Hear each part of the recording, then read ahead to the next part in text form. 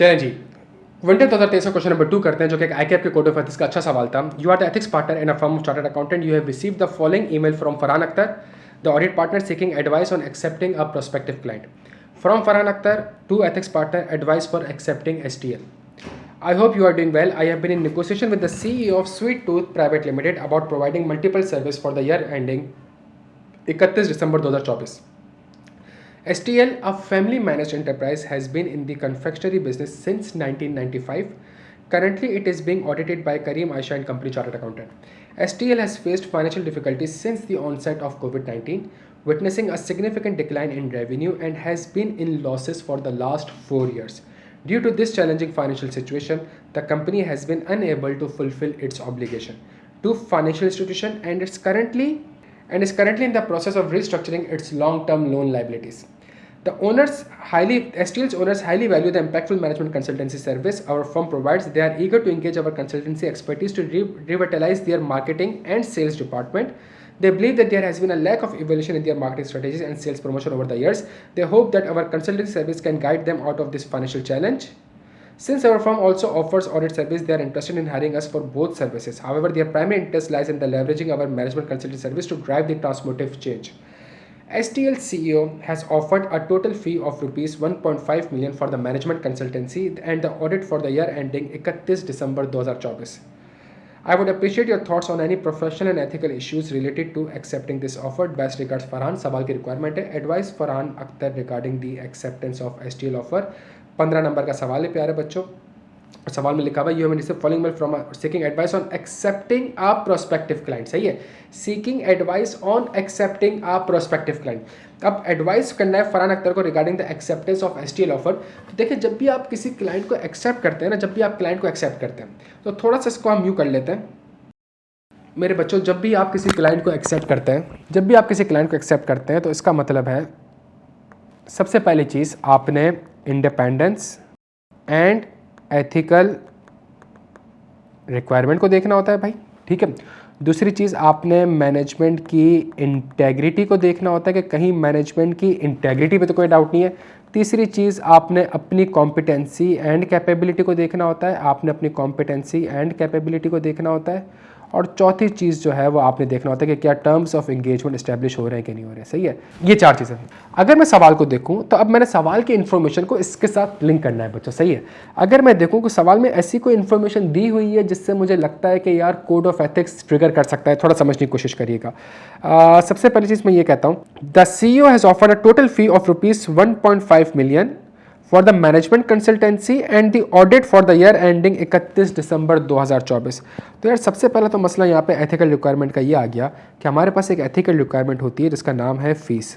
सही है, और जो फीस है, और चूँकि पिछले का ऑडिटर कोई और था, ये आपका फर्स्ट ईयर ऑडिट है, तो फीस जो है वो लास्ट ईयर के ऑडिट से कम नहीं होनी चाहिए, लास्ट ईयर के ऑडिट से कम नहीं हो। अब चूंकि आप 1.5 मिलियन कंबाइन ले रहे हैं और कल को मैनेजमेंट बोले कि भाई कंसल्टेंसी के 1.4 थे और ऑडिट के 1 लाख रुपए थे, तो इसका मतलब वो पिछले के ऑडिटर ने 4 लाख रुपए चार्ज किए हुए थे, तो इसका मतलब है कि जी आपने तो नॉन कंप्लायंस कर ली। तो सबसे बड़ा मसला फीस का आ रहा है यहाँ पे कि जो फीस है इसका ब्रेकअप होना चाहिए। इसका ब्रेकअप इसलिए होना चाहिए बिकॉज हमारे पास जो हम फीस चार्ज करते हैं वो पिछले के ऑडिटर से हम कम चार्ज नहीं कर सकते, पिछले साल के ऑडिटर से हम कम फीस चार्ज नहीं कर सकते। सही है, सबसे पहला कॉन्सेप्ट ये आ जाएगा हमारे पास। सेकंड चीज़, दूसरी जो चीज़ है, नॉर्मली अगर मैं आपको एक सर्विस प्रोवाइड कर रहा हूं तो फीस आप मुझे कोट नहीं करेंगे, फीस मैं आपको कोट करूंगा। सही है, तो आइडियली जो फीस की कोटेशन भी जानी चाहिए, वो आपके पास जानी चाहिए। किससे? वो आपके पास जानी चाहिए, ऑडिटर जो है वो मैनेजमेंट को बताएगा कि जी ये ऑडिट की फीस है, ये कंसल्टेंसी की फीस है। सही है। अच्छा, सेकंड चीज़, एक और अगर हम ट्रिकी चीज़ यहाँ पे देखें तो ट्रिकी चीज़ यहाँ पे ये है कि जी कंपनी जो है ना वो फाइनेंशियल इंस्टीट्यूशन के पैसे नहीं दे पा रही है, रिस्ट्रक्चरिंग के प्रोसेस में है, फाइनेंशियल डिफिकल्टीज़ हैं, तो इसका मतलब ये है कि यार मैनेजमेंट के ऊपर प्रेशर होगा फ्रॉडुलेंट फाइनेंशियल रिपोर्टिंग का। मैनेजमेंट के ऊपर एक प्रेशर होगा फ्रॉडुलेंट फाइनेंशियल रिपोर्टिंग का कि अपने रिजल्ट्स को अच्छे से अच्छे दिखा सके ताकि कोविडेंस जो है वो ब्रीच ना हो, या अगर ब्रीच हो गए तो रिस्ट्रक्चरिंग वगैरह मिल जाए, सारी चीज़ हो जाए। तो मैनेजमेंट की इंटेग्रिटी को, तो क्लाइंट को एक्सेप्ट करने से पहले सिर्फ कोड ऑफ एथिक्स ना देखेगा, मैनेजमेंट की इंटेग्रिटी को भी रीइवैल्यूएट करना पड़ेगा। अच्छा, मैनेजमेंट की इंटेग्रिटी कौन? जो बोर्ड ऑफ डायरेक्टर्स हैं। और सवाल में एक और चीज़ बड़ी ज़बरदस्त लिखी हुई है, अ फैमिली मैनेज्ड एंटरप्राइज, सही है, अ फैमिली मैनेज एंटर, जब भी फैमिली ओरिएंटेड बिजनेस होगा तो इसका मतलब है यहाँ पे रिस्क ज़्यादा हो सकता है, सही, यहाँ पे रिस्क ज़्यादा हो सकता है। तो यहाँ पे आपने एक और चीज़ कहनी थी कि भाई मसला हो सकता है हमारे पास फ्रॉडुलेंट फाइनेंशियल रिपोर्टिंग का। तीसरी चीज़ आपने इस चीज़ के ऊपर भी कॉमेंट्री करनी है, इस चीज़ के ऊपर भी कॉमेंट्री करनी है कि ये जो मैं मैनेजमेंट कंसल्टेंसी प्रोवाइड कर रहा हूँ रिगार्डिंग मार्केटिंग, इससे नॉर्मली मेरा कोई इंडिपेंडेंस इंपेयर्ड नहीं हो रही है, सही, बिकॉज इसकी वजह से ये एक्सप्लेन करना है पूरा, इसकी वजह से फाइनेंशियल स्टेटमेंट में कोई अमाउंट नहीं आ रही है, मैं कोई इंटरनल कंट्रोल डिजाइन नहीं कर रहा हूँ, मैं कोई आईटी सर्विस नहीं दे रहा हूँ, मैं कोई इंटरनल ऑडिट सर्विस नहीं कर रहा हूँ, इसके वजह से मैं सिर्फ और सिर्फ कंपनी के मार्केटिंग डिपार्टमेंट को रिविटलाइज करने की कोशिश कर रहा हूँ या फिर उसको रिवाइव करने की कोशिश कर रहा हूँ, उसका इंपैक्ट फाइनेंशियल स्टेटमेंट में डायरेक्टली नहीं है, सही। तो कोई इंडिपेंडेंस का मसला नहीं है, कोई इंडिपेंडेंस का मसला नहीं है, और नॉर्मली कोई सेल्फ रिव्यू थ्रेट भी नहीं है, कोई नॉर्मली सेल्फ रिव्यू थ्रेट भी नहीं है। तो बच्चों अगर हम फीस का स्मार्ट हैंडआउट देखें तो हमारे पास सबसे बड़ा मसला था अंडर कटिंग का। तो मुझे अंडर कटिंग ये मैं जब भी कैलकुलेट कर सकूंगा जब मेरे पास ब्रेकअप होगा प्यारे बच्चों, सही है। और अंडर कटिंग की वजह से मेरे पास जो थ्रेट्स क्रिएट हो सकते हैं वो मैंने मेंशन करने थे। सेकंड सबसे इंपॉर्टेंट चीज़ प्यारे बच्चों, चूंकि ये फर्स्ट ईयर ऑफ ऑडिट है, चूंकि ये फर्स्ट एक्सेप्टेंस की बात करता है, तो आपको याद हो आइजा 300 में फैजन वाजा 300 में दिखाना जब हम लिखते हैं additional consideration mandates of first year of audit.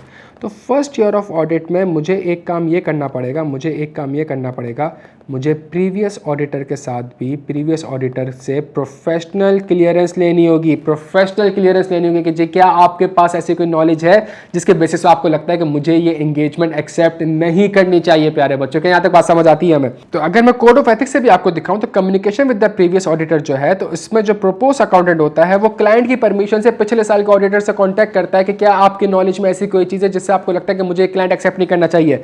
मेरे बच्चों ये चीज़ कोड ऑफ एथिक्स में भी कवर्ड है, ये चीज़ कोड ऑफ एथिक्स में भी कवर्ड है, और यही चीज़ हमारे पास तो फर्स्ट ईयर ऑडिट होगा तो यही चीज़ हमारे पास आइजा 300 में भी कवर्ड है। और अगर फर्स्ट ईयर ऑडिट होगा जिसमें आप पिछले साल के ऑडिट से कम्युनिकेट करने जाते हो तो यही चीज़ हमारे पास ICAP के कोड ऑफ एथिक्स में भी कवर्ड है, जो कि मैंने लेक्चर में बहुत बार बताया वैसे ही कि ये जो एक्सेप्टेंस वाली चीज़ है ये कोड ऑफ एथिक्स। और तो बच्चों यहाँ पे आपने इसे भी आपने फीस के दो कॉन्सेप्ट लिख दिए, आपको मार्क्स मिल गए। आपने मैनेजमेंट पर सवाल की चीज़ों को मैनेजमेंट इंटेग्रिटी से लिंक कर दिया, आपको मार्क्स मिल गए, सही है। उसके बाद आपने पिछले साल की जो फर्स्ट ईयर ऑफ ऑडिट है पिछले ऑडिटर से कम्युनिकेट करना होगा उसके बारे में लिख दिया तो आपको मार्क्स मिल गए।